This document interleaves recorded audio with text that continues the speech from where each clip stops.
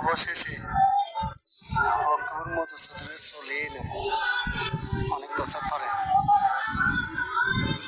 আমাদের মধুচৌধুরীটা এত যে কিউট দেখার পারে। ওই দেখেন লঞ্চগুলা কি সুন্দর দাঁড়া রয়েছে।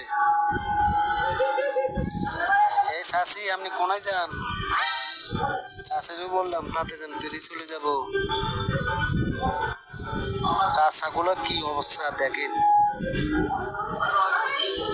হাই রে গাড়ি গোয়া কি কোথায় টালা গেছে, বাস একটা চলে যায়। তাতে যায় সর বেটা। কিরে গাড়ি গুলো এটা দ্বারা হয়েছে রেতন তো বাস নাম যাচ্ছে। বেটা তাতে আমরা আমার কথা শুনে অনেক পছন্দ শুধু টাইছি ঋতু বেটা তাতে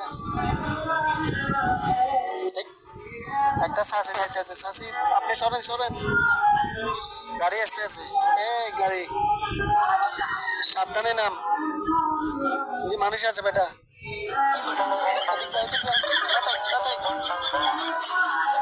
একটা ছেলে দৌড় দিল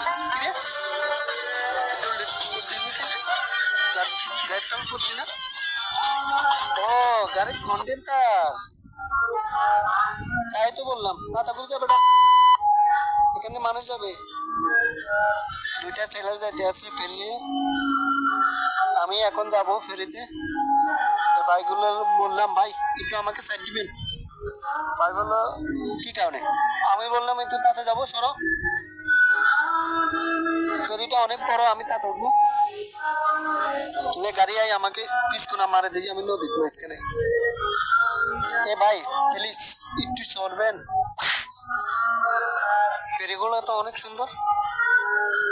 আমি ফেরির ভিতরে উঠলাম, আমি এক কোনা যাই দাঁড়াবো, আমি সিঙ্গেল মানুষ, আমার পাশে কেউ না, একটা মেয়েও নাই। আমি যাইতে আছি একা একা, এক কোনা দাঁড়াবো। তাই আমার জন্য একটা মেয়ে আসেনি।